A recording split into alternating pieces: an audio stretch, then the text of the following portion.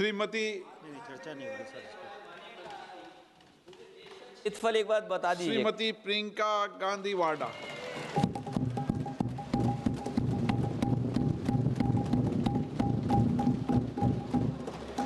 आदरणीय अध्यक्ष महोदय, मैं आपको धन्यवाद देना चाहती हूं कि इस महत्वपूर्ण मुद्दे पर आपने मुझे बोलने का मौका दिया।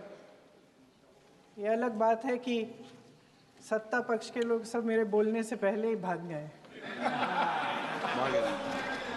आइए आइए, आपको देख के मैं खुश थी कि आप वापस आ गए।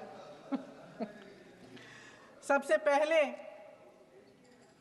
मैं उन सैनिकों, उन जवानों, उन अफसरों को नमन करना चाहती हूँ जो हमारे देश के रेगिस्तानों में, हमारे देश के घने जंगलों में, बर्फीले पहाड़ियों पे हमारी देश की रक्षा करते हैं, जो हर पल देश के लिए अपनी जान देने के लिए तैयार रहते हैं। 1948 से लेकर अब तक, जब से पाकिस्तानी रेडर्स ने कश्मीर पे हमला किया, तब से लेकर अब तक हमारी देश की अखंडता की रक्षा करने में उनका बड़ा योगदान है। हमारी आज़ादी अहिंसा के आंदोलन से हासिल हुई, लेकिन जैसे मैंने कहा, उसको कायम रखने के लिए हमारी सेना का बहुत बड़ा योगदान है। अध्यक्ष महोदय, कल मैं सदन में बैठी हुई सबके भाषण सुन रही थी। आदरणीय रक्षा मंत्री महोदय ने बोला, सत्ता पक्ष के कई मंत्रियों ने बोला। 1 घंटे का रक्षा मंत्री जी का लंबा भाषण था। सुनते सुनते एक बात मुझे बहुत खटक रही थी। उसके बाद जब दूसरे भाषण भी सुने आपके सत्ता पक्ष के, तब भी ये बात बार बार मेरे मन में आ रही थी कि सारी बातें कर ली, ऑपरेशन सिंदूर की बात कर ली, आतंकवाद की बात कर ली, देश की रक्षा की बात कर ली, इतिहास का पाठ भी पढ़ा दिया, लेकिन एक बात छूट गई। उस दिन 22 अप्रैल 2025 को जब 26 देशवासियों को अपने परिवार के सदस्यों के सामने खुलेआम मारा गया, तो ये हमला कैसे हुआ, क्यों हुआ?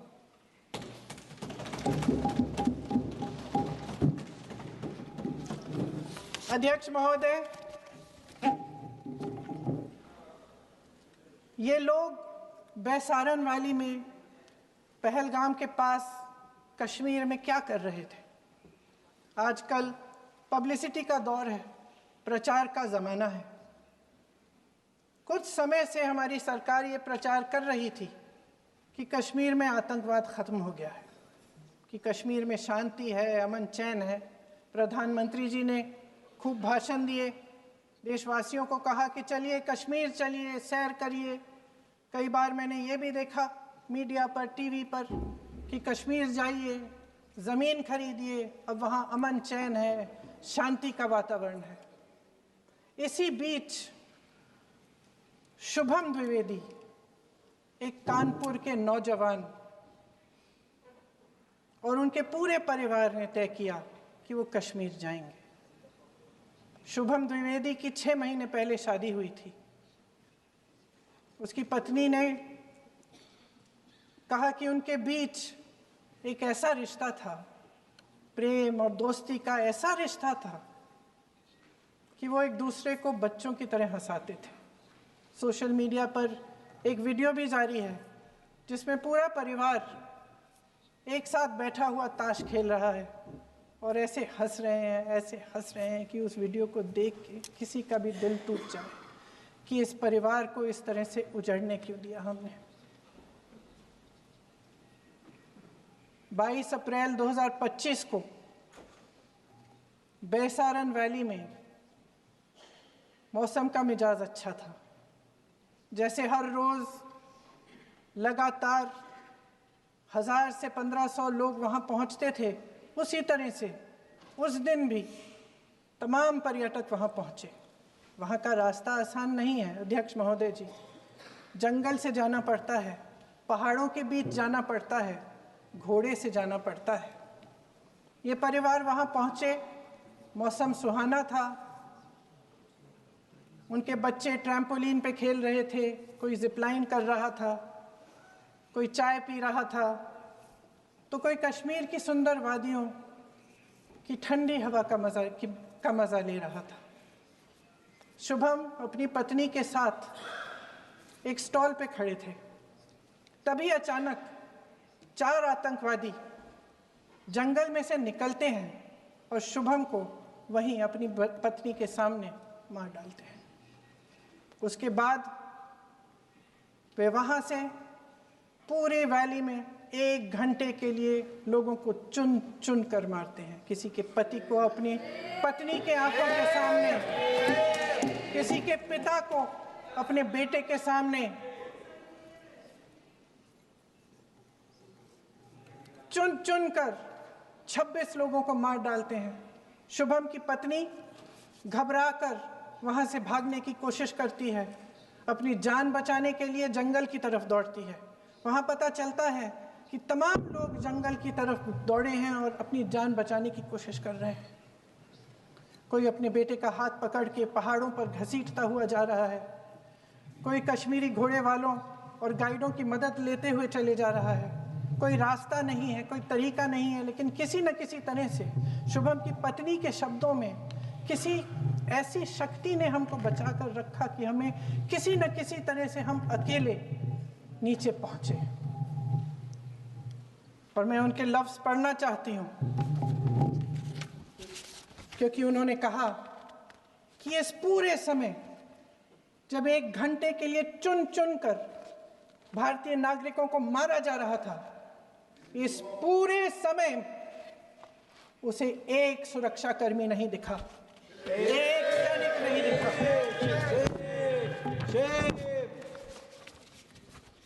शुभम की पत्नी ने कहा, कोट, मैंने अपनी दुनिया को खत्म होते हुए देखा। अपनी आंखों के सामने एक सिक्योरिटी गार्ड नहीं था। मैं ये कह सकती हूँ कि देश ने, सरकार ने हमें वहां पे अनाथ छोड़ दिया था। सिक्योरिटी क्यों नहीं थी वहां पे एक सैनिक क्यों नहीं दिखा? क्या सरकार को मालूम नहीं था कि यहाँ रोज 1000 से 1500 पर्यटक जाते हैं? क्या सरकार को मालूम नहीं था कि यहाँ के पहुंचने के लिए जंगल के रास्ते से जाना पड़ता है? अगर कुछ हो जाएगा तो लोग वहां से निकल नहीं पाएंगे। एक चिकित्सा का इंतजाम नहीं था, फर्स्ट एड का इंतजाम नहीं था, कोई इंतजाम नहीं था, ना सुरक्षा का ना फर्स्ट एड का। इन लोगों को भगवान भरोसे छोड़ दिया गया। ये लोग वहां पे इस सरकार के भरोसे गए और इस सरकार ने उन्हें भगवान भरोसे छोड़ दिया।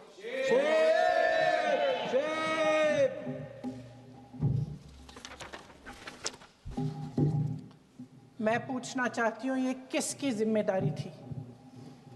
इस देश के नागरिकों की सुरक्षा की जिम्मेदारी किसकी है? क्या इस देश के प्रधानमंत्री की नहीं है? क्या इस देश के गृह मंत्री की नहीं है? क्या इस देश के रक्षा मंत्री की नहीं है?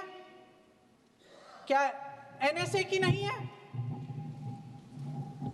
अध्यक्ष महोदय, पहलगाम हमले से सिर्फ 2 हफ्ते पहले हमारे गृह मंत्री महोदय जी कश्मीर गए थे। किस लिए गए थे? जो सुरक्षा की व्यवस्था है इसको देखने के लिए गए थे, इसको रिव्यू करने के लिए गए थे। और उन्होंने वहां कहा कि आतंकवाद पर विजय प्राप्त हुई है। ये 2 हफ्ते पहले है। 3 महीने बाद JNK के गवर्नर साहब एक आम इंटरव्यू में ऐसे ही चलते चलते कह देते हैं कि हाँ, बैसारन वैली में बहुत लापरवाही हुई और इसके लिए मैं जिम्मेदारी लेता हूँ। ऐसे ही चलते चलते, और वो बात होती है, ख़त्म भी वहाँ होती है और वहीं ख़त्म हो जाती है। उनसे जिम्मेदारी ली भी नहीं जाती, कोई सवाल नहीं उठाता, कोई जवाब नहीं देता। अध्यक्ष महोदय, उस हमले की जिम्मेदारी एक आतंकवादी गुट जिसका नाम TRF है थोड़े दिनों बाद लेती है। कौन है ये TRF? 2019 में ये गुट बना। 2020 में इसने कश्मीर में आतंकवाद का काम शुरू कर दिया और 2020 अप्रैल 2020 से लेकर 22 अप्रैल 2025 तक इन्होंने 25 आतंकवादी हमले किए।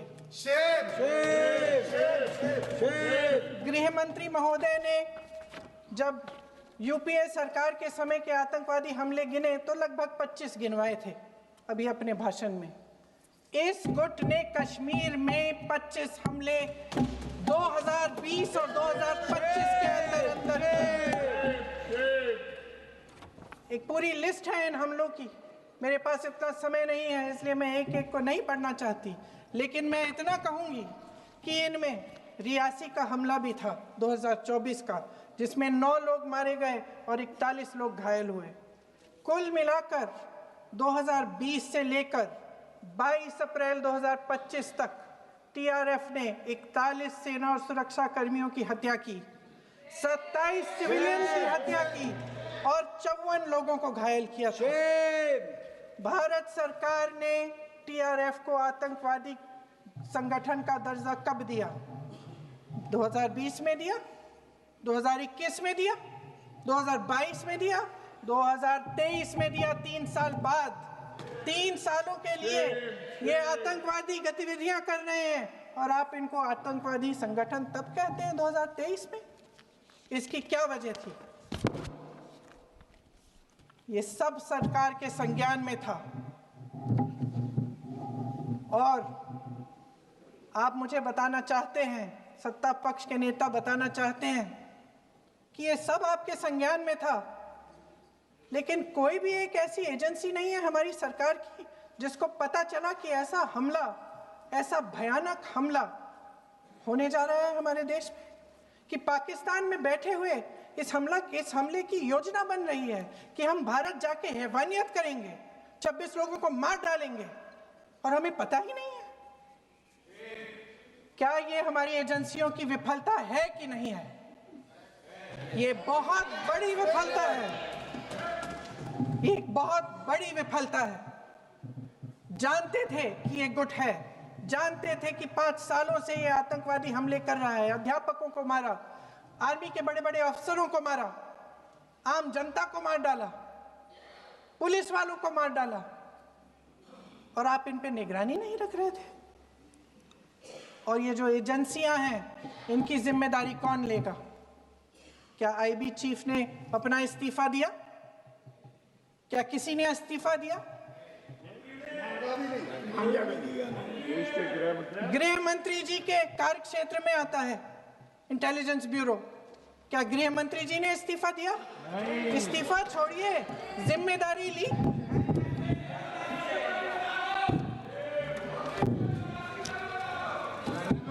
साहब देखिए, इतिहास की बात आप करिए, मैं वर्तमान की बात करना चाहती हूँ। आपको तो एक बहाना चाहिए, आपको तो एक बहाना चाहिए। पूरे परिवार का नाम गिनवा देते हैं। अरे अपनी जिम्मेदारी खुद लीजिए। 11 सालों के लिए तो सत्ता में आप हैं। अभी नेहरू को छोड़ नहीं रहा। कल माननीय गौरव गोगोई जी ने अपने भाषण में पूछा गृह मंत्री जी से, क्या आपकी जिम्मेदारी नहीं थी? मैं देख रही थी। राजनाथ जी, रक्षा मंत्री जी यूं अपना सर हिला रहे थे, कुछ बोले नहीं।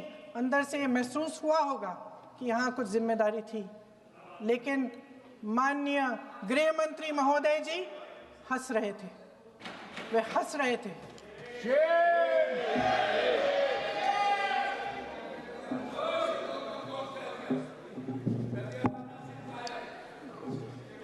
अध्यक्ष महोदय, कल सत्ता पक्ष और आज भी सत्ता पक्ष के नेताओं ने मुंबई के हमलों का जिक्र किया, बार बार कहा कि मनमोहन सिंह जी की सरकार ने कुछ नहीं किया। ये तो जानकारी होगी ना कि उसी समय जब वो आतंकवादी हमला चल रहा था तभी उन आतंकवादियों को मार डाला था, एक बचा था और उसको भी फांसी दे दी थी 2012 में। महाराष्ट्र के मुख्यमंत्री ने इस्तीफा दिया, देश के गृह मंत्री ने जिम्मेदारी लेकर इस्तीफा दिया। एक जवाबदेही थी पब्लिक के प्रति, एक जवाबदेही थी इस देश की जनता के प्रति, इस देश की धरती के प्रति।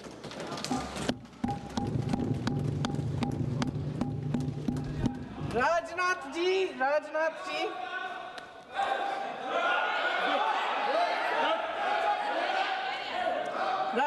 जी तो पुलवामा, उरी और पठानकोट के समय गृह मंत्री रहे थे।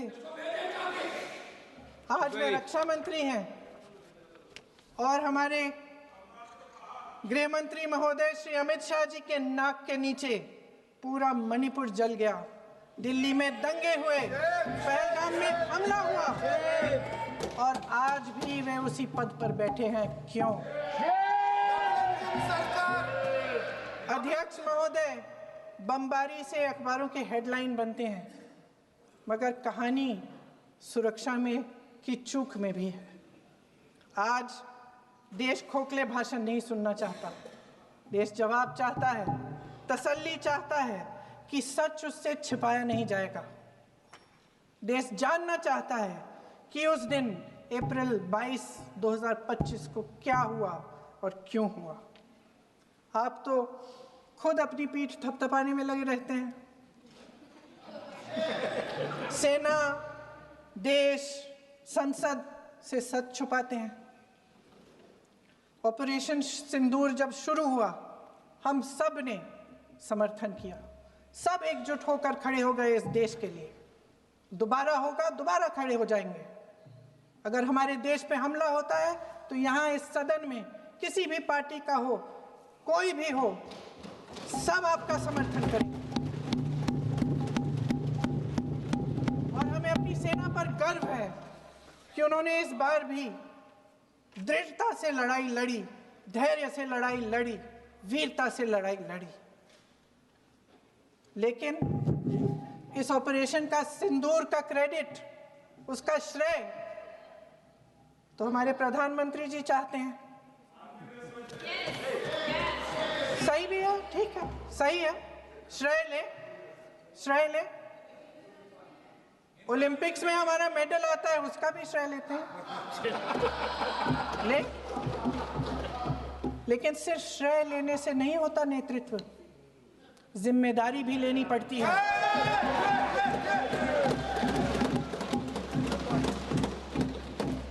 देश के इतिहास में ये पहली बार हुआ, देश के इतिहास में ये पहली बार हुआ कि जंग होते होते ही रुक गई है जी।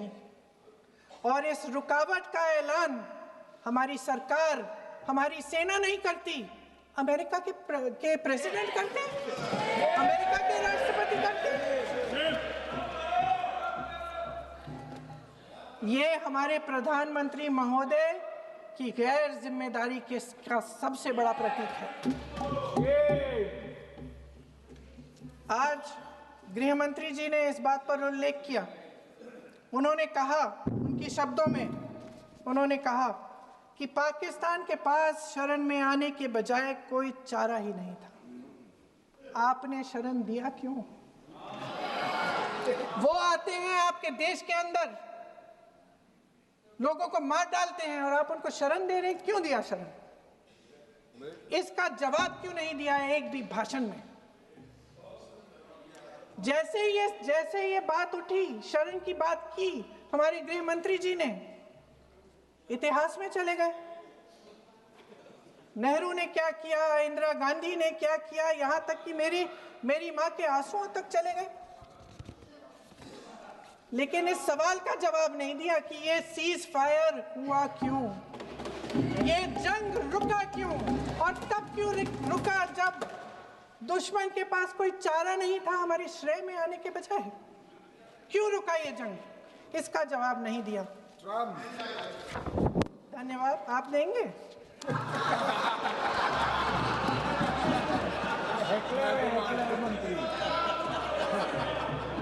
देना भाई देना, आपको टाइम मिलेगा तो। टाइम नहीं मिलेगा आपको शायद। वैसे महोदय, मेरी माँ की आंसू की बात किए, मैं इसका जवाब देना चाहती हूँ। मेरी माँ के आंसू तब गिरे जब उनके पति को आतंकवादियों ने शहीद किया, जब वे मात्र 44 साल की थी। और आज अगर मैं इस सदन में खड़ी हूं और उन 26 लोगों की बात कर रही हूं, मैं इसलिए कर रही हूं क्योंकि मैं उनका दर्द जानती हूं, महसूस करती हूं।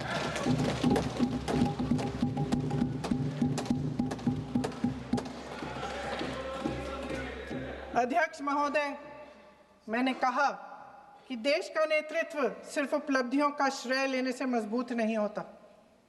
सफलता और विफलता दोनों की जिम्मेदारी लेने से बुलंद होता है। ये सोने का ताज नहीं है, कांटों का ताज है।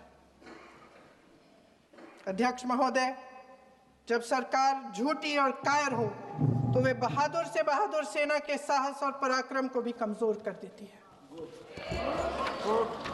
देश को प्रतिशोध के साथ साथ सबके प्राणों की रक्षा का प्रण चाहिए।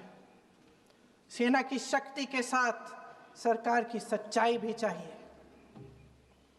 महान देशभक्त शहीद इंदिरा गांधी जी, जिन्होंने सफल कूटनीति के बल पर अमेरिका के राष्ट्रपति निक्सन का मुकाबला करके पाकिस्तान का विभाजन करवाया, बांग्लादेश बनाया, 1 लाख पाकिस्तानी सैनिकों को आत्मसमर्पण करने पर मजबूर किया, उन्होंने कभी इसका श्रेय लेने की कोशिश नहीं की। ऑपरेशन सिंदूर का मकसद अगर पाकिस्तान को सबक सिखाना था तो शायद ये मकसद अभी अधूरा है, क्योंकि हमारी कूटनीति विफल रही है। इसका प्रमाण यही है कि ऑपरेशन सिंदूर के बाद एक पाकिस्तानी जनरल, जिसके हाथ खून से रंगे थे, अमेरिका के राष्ट्रपति के साथ बैठकर लंच खा रहे थे। अगर ऑपरेशन सिंदूर का मकसद आतंकवाद को खत्म करने का था तो पाकिस्तान को संयुक्त राष्ट्र के आतंकवाद विरोधी समिति का अध्यक्ष चुने जाने से इस मकसद को धक्का लगा है। इसकी जिम्मेदारी कौन लेगा? क्या हमारे प्रधानमंत्री लेंगे? क्या उनमें ये हिम्मत है? नहीं है। अगर इस ऑपरेशन के दौरान हमारे जहाजों का नुकसान नहीं हुआ तो सदन में इसे साफ साफ कहने से क्या डर है? क्यों नहीं कहा है? कल भी रक्षा मंत्री जी ने कहा कि हमारे इंफ्रास्ट्रक्चर का नुकसान नहीं हुआ, तो जहाजों के बारे में भी बता दें, साफ साफ बता दें, क्या हर्ज है? सच्चाई तो है। सवालों से बचने के लिए ये सरकार हमेशा प्रयास करती है। इसकी राजनीतिक कायरता बेमिसाल है।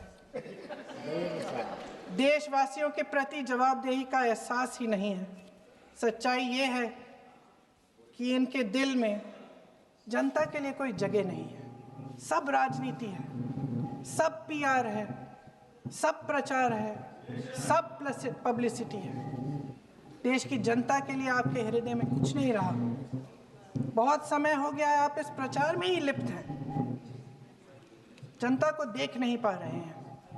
जी माननीय, जो पहलगाम में हुआ, खत्म करती हूँ, जो पहलगाम में हुआ उससे हर एक देशवासी के दिल पे चोट पहुंची है। हिमांशी नारवाल की गुहार ने हम सबको शर्मिंदा किया है। इसीलिए मैं आज यहाँ खड़े हुए एक आखिरी बात करना चाहती हूँ।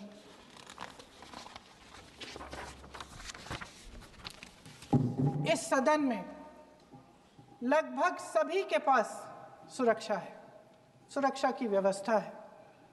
हम जहाँ भी जाते हैं हमारे साथ सुरक्षा कर्मी आते हैं। आपको भी मिल जाएगी, आप मंत्री बन जाएंगे, आपको भी मिल जाएगी। मैं मजाक की बात नहीं कर रही हूँ, थोड़ा सा धैर्य रखिए। उस दिन पहलगाम में 26 परिवार उजड़ गए। 26 लोगों को अपने परिवार के सदस्य के सामने मारा गया। 26 बेटे, पति, पिता गुजर गए।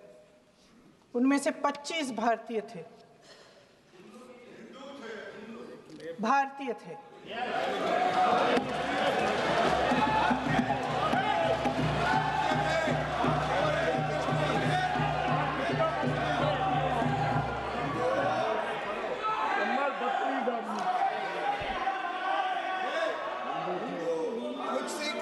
जितने भी लोग बैसारन वैली में थे और जो 25 भारतीय मारे गए, उनके लिए कोई सुरक्षा नहीं थी। कोई सुरक्षा नहीं थी। आप कितने भी ऑपरेशन कर डालें, आप इस सच्चाई के पीछे छुप नहीं सकते, इसे नकार नहीं सकते। आपने उनको सुरक्षित नहीं किया। कोई शर्म नहीं है, कोई शर्म नहीं है, कोई शर्म नहीं है और ना कभी होगी। सुन लीजिए,